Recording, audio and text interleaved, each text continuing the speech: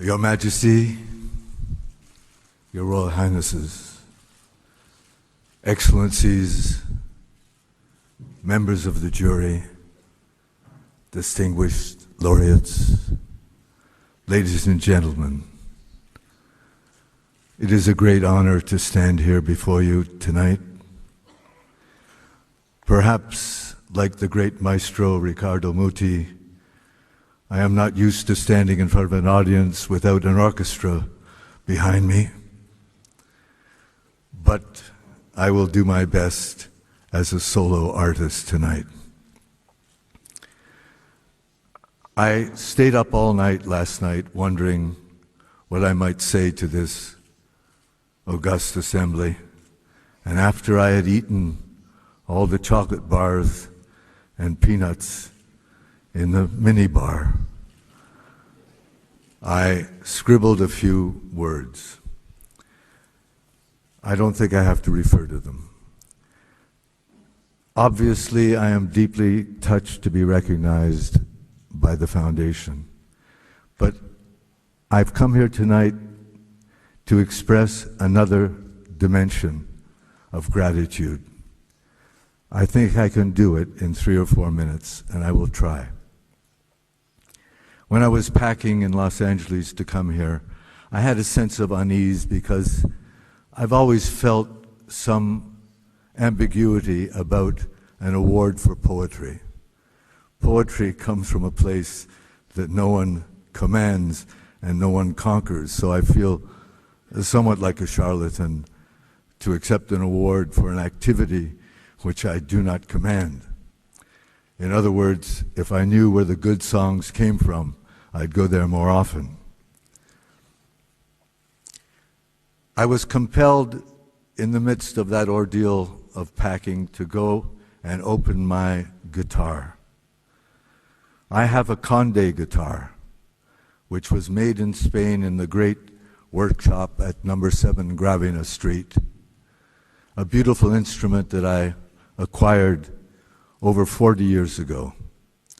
I took it out of the case, I lifted it, it seemed to be filled with helium. It was so light. And I brought it to my face. I put my face close to the beautifully designed rosette, and I inhaled the fragrance of the living wood. You know that wood never dies. I inhaled the fragrance of cedar, as fresh as the first day that I acquired the guitar. And a voice seemed to say to me, "You are an old man, and you have not said thank you. You have not brought your gratitude back to the soil from which this fragrance arose." And so I come here tonight to thank the soil and the soul of this people that has given me so much. Because I know, just as an identity card is not a man, a credit rating is not a country. Now, you know of my deep association and confraternity with the poet Federico García Lorca. I could say that when I was a young man, an adolescent, and I hungered for a voice, I studied the English poets, and I knew their work well, and I copied their styles, but I could not find a voice. It was only when I read, even in translation, the works of Lorca, that I understood that there was a voice. It is not that I copied his voice. I would not dare. But he gave me permission to find a voice, to locate a voice, that is, to locate a self that is not fixed, a self that struggles for its own existence. And as I grew older, I understood that instructions came with this voice. What were these instructions? The instructions were never to lament casually. And if one is to express the great inevitable defeat that awaits us all, it must be done within the strict confines of dignity and beauty. And so I had a voice, but I did not have an instrument. I did not have a song. And now I'm going to tell you very briefly a story of how I got my song. Because I was an indifferent guitar player. I banged the chords. I only knew a few of them. I sat around with my college friends drinking and singing the folk songs or the popular songs of the day, but I never in 1,000 years thought of myself as a musician or as a singer. One day, in the early 60s, I was visiting my mother's house in Montreal. The house is beside a park, and in the park there's a tennis court where many people come to watch the beautiful young tennis players enjoy their sport. I wandered back to this park, which I had known since my childhood, and there was a young man playing a guitar. He was playing a flamenco guitar. And he was surrounded by 2 or 3 girls and boys who were listening to him. I loved the way he played. There was something about the way he played that captured me. It was the way I wanted to play and knew that I would never be able to play.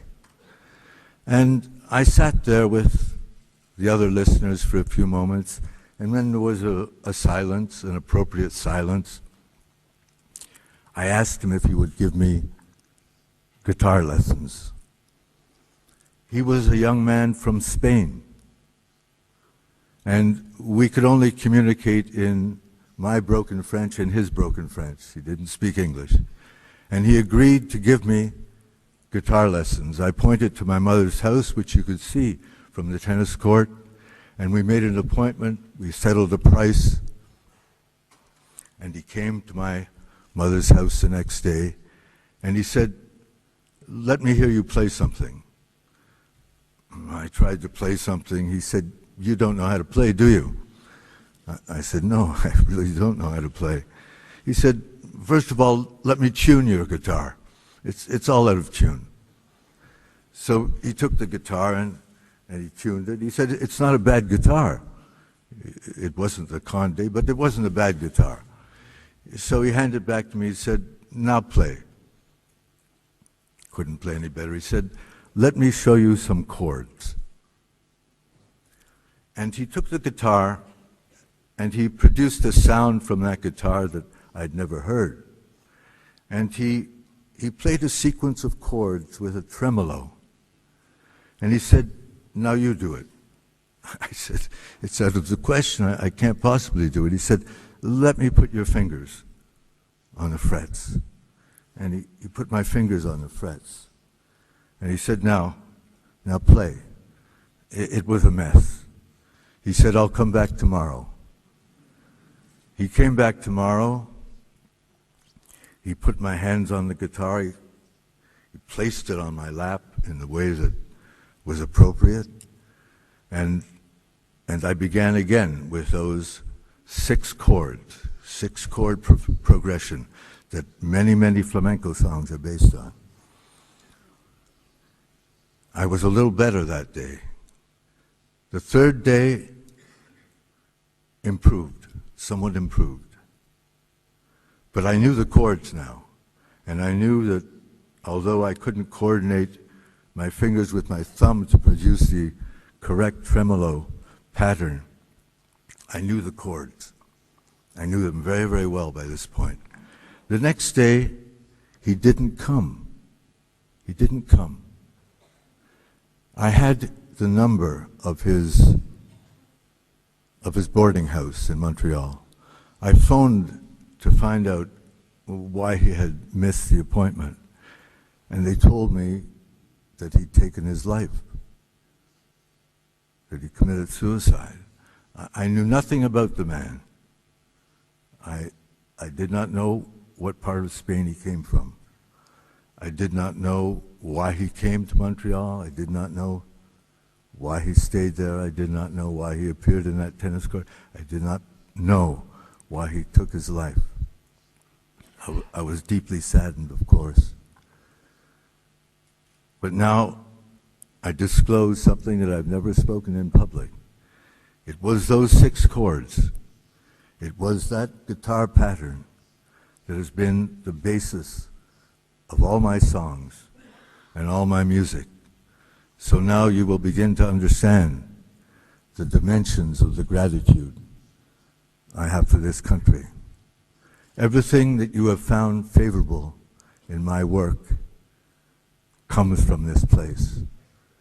Everything that you have found favorable in my songs and my poetry are inspired by this soil.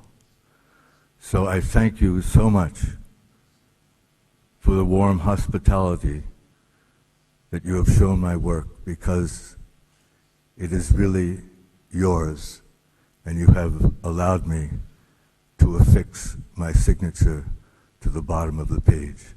Thank you so much, ladies and gentlemen.